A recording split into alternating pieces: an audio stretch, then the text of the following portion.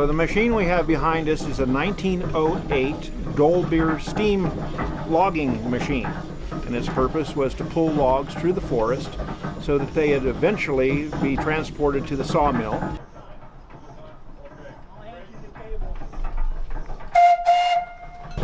So this steam engine operates essentially by a wood fire boiling a steep kettle full of water, creating steam.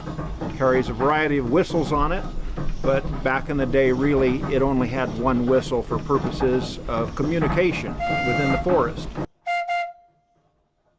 If there was a need for communication over the side of a hill, they would have what's called a whistle punk, a small boy that had a wire that was attached to the whistle, and he would watch the logging operation below and then pull the whistle at the right time so that the steam engineer could engage the machinery and pull the log up from an area where the engineer couldn't exactly see it.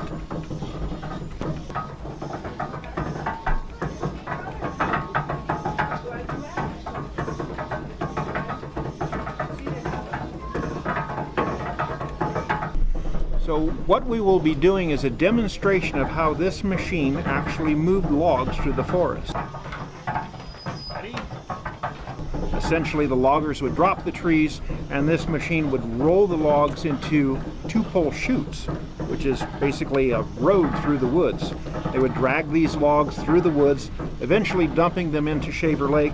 It would be gathered up by the steamboat, the Michigan, transported over to the sawmill. The sawmill would then cut them into boards.